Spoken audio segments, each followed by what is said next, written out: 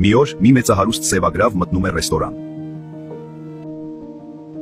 Նա նկատում է այնտեղ նստած մի սպիտակագրավի։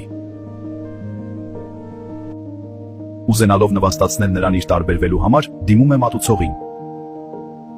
Ես հյուրասիրում եմ այս սրահում գտնվող բոլորին։ Լավագույն ուտեստներն ու խմիչքները բերեք բոլորի համար եւ հաշիվը գրեք իմ վրա։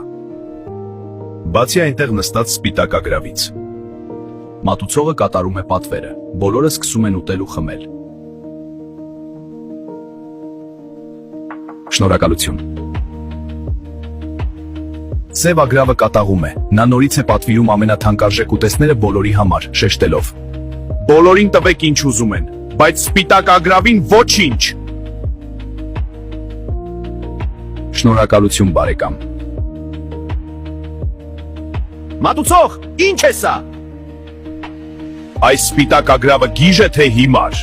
Ես բոլորին հյուրասիրում եմ, իրեն ոչ, իսկ նա ինձ շնորհակալություն է հայտնում։ Ոչ, պարոն, նա գիժ չէ։ Պարզապես նա այս ռեստորանի տերն է։ Հիշեք,